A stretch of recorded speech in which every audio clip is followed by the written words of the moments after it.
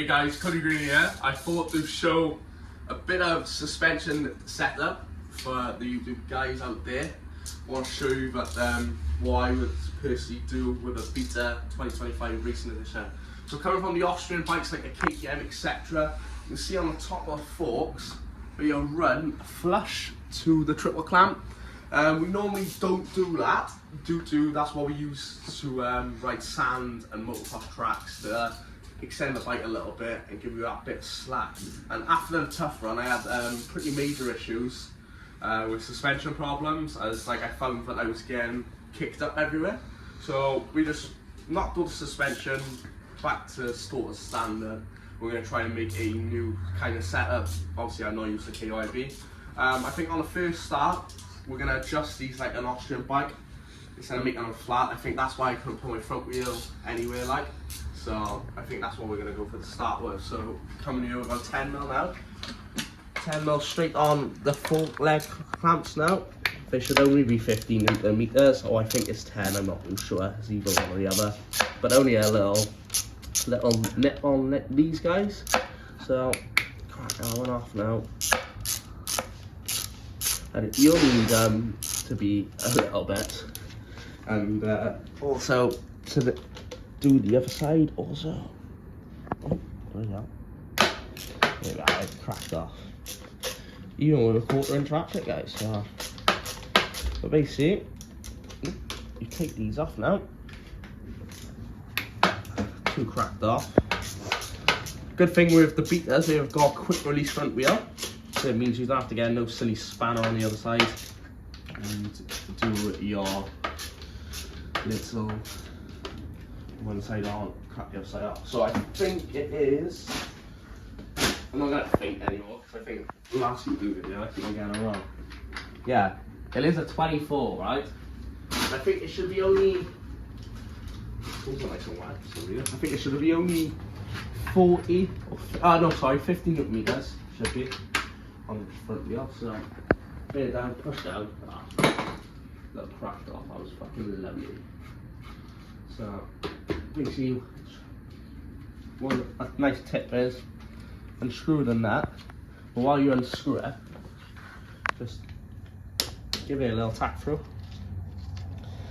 It won't hurt the threads or damage nothing. Just do that. See what oil does, it just allows you to get your grips on this a little bit better. And then the front wheel's off. So that's like so now. You place your front wheel to the side. Make the tape when we're putting it back on. We're grease the front axle, get a bit of Henry cloth to make it slide in easier. So as you can see, the starter valve is also running KYBs, and it's up a little bit. So I don't know if it was just me at the start, just didn't want to touch the bike, just wanted to ride it. But as you can see, every KYB bike, or the only KYB bike we got, we're done on it. So what I'm gonna do is get my barometer, which you can measure how far something is up, because I'm pretty sure the KYBs do not have lines, but I want to double check anyway. So I've loosened the 2 fork clamps off. Might be able to do a little bit more actually, but that 10mm. So basically loosen them off, and you should be able to slide them up like so. And I do have lines, but however, what I'm going to do, we got 2 lines. I think the starter valve might be the first one, but what I'm going to do, guys, I'm going to go over to an Austrian bike, get one of these, and therefore measure it, and if I obviously press down like that, so I'll measure it. It's like 20mm or 18.6. Run it at 20mm. I'm going to head up to the Austrian bike and do the same. Try and match them up. Let's go. So I'm just going to do that. And we are at, I think we're at that. What is 13.1mm. We've just measured the KTM and it come out to 13.1, 13.2mm. Which is normally 3 lines on the top of the suspension fork. However, we just measured it on a KYB fork, excuse me guys, and it is roughly 13. So basically, the top of that KYB fork, if you're going to have a look at it, the line, you can see the line. If you zoom in, see that little line below? That is approximately 13 mil. So after that, we are going to go and get my 10 mil. Put these on a T-bar now. And basically we're going to tighten these up to the position we want to. Like so.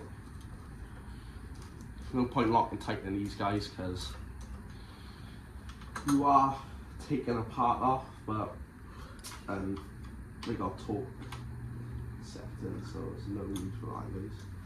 So as you can see, we tighten this up. So the one fork is 13 mil up. And you can see from that side to that side, if you show the guys on the camera, it is quite a fair difference, which I never even thought about. You know, stupid things like that. You rush going into the suspension settings, like for example rebound and compression and your high comp dampener, etc. But people never think about where the suspension sat. If you have a look at some boys who rides like the World Sand Series, like Todd Keller, their bikes are ran exactly like this to basically avoid your front wheel skipping when it comes to soft areas. But if you have a look at the hard enduro guys, they run their suspension on 3 bars on an Austrian bike or 13 mil. So what we're going to do now is hopefully this side's not as slippery. There we are.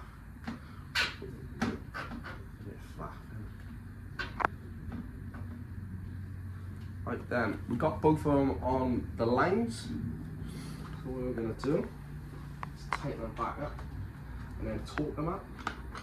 We don't drop out of proportion.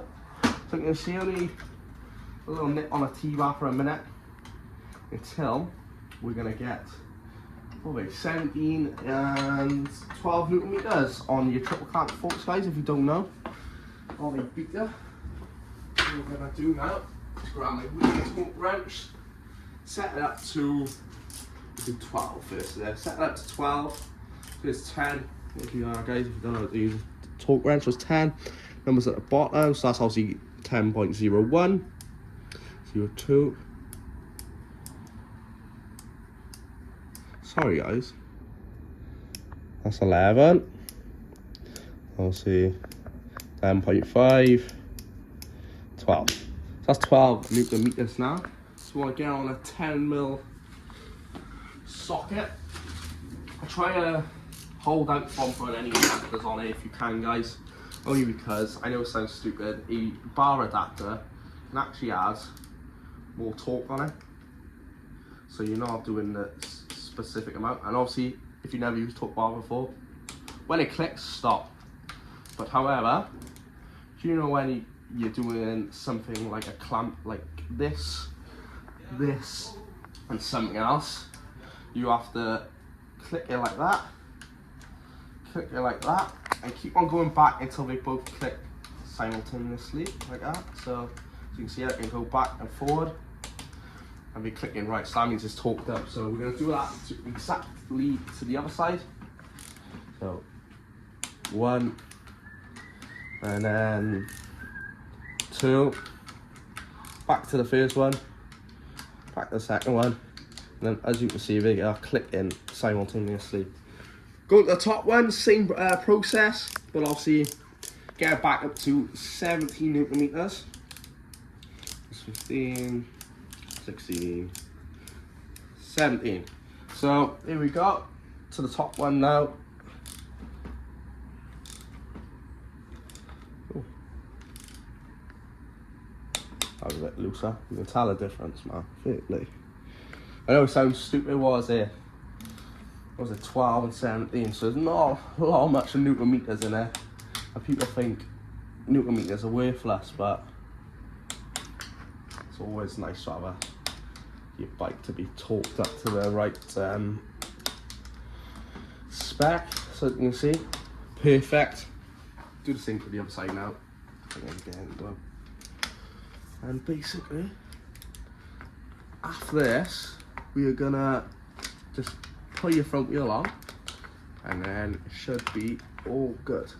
So, another thing what I want to show you guys with a torque wrench, for example, if you're doing something what's high torqueage, I know 17, it's not high, but you really want to do in one motion, and then when it clicks, instead of going like that, back like that, like if you're ratcheting something, you want to just do it in the one motion until it clicks. Same with the other one. Clicks. One motion, and as you can see, it's a lot easier because at the end product, just one like that. And as you can see, you get the end product of 2 bolts, clamping bolts, perfectly tighten up. So here you go, guys. That's how you do changing your rise on your suspension. This should help with hard enduro, as it gives it a more tighter turn, more aggressive turn, instead of the way I explain it is like a long bus. You've just gone from a double-decker bus into like a little Cooper Mini. It's a lot more fast, aggressive, better for tic-tacking, better for all that.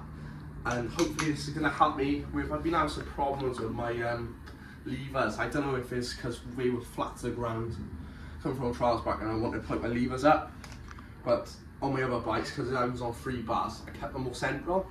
So you can see my levers are quite pointed up, they're like that. So I think I've actually solved my problem now of setting my forks up correctly. Well, big mistake because it's cost me a race, this did. But however, we're back from experience now. Getting used to the bike. It's only my first race on the weekend on the new bike. Managed to grab the old shot, led the first lap, dropped back to 3rd, and then I had bike problems with carb issues, which that's another video coming soon. Obviously it's the first race on a bike. Riding trail mountains is completely different to racing, how the high intensity. So this is a key thing that I would actually do, even when you're just riding, and make you feel a lot better. But as you can see, that one's set up lovely, and that one's set up lovely, ready to get you back on a mountain, feeling better, tighter turns, etc. So big thanks for watching. That's how you adjust the rise on your KYB suspension. For more tips coming soon, we're going to talk about the softness, the setup of the suspension, etc. And all that jazz. Another video coming soon is how to fit the new monocle hang-up. Stay tuned.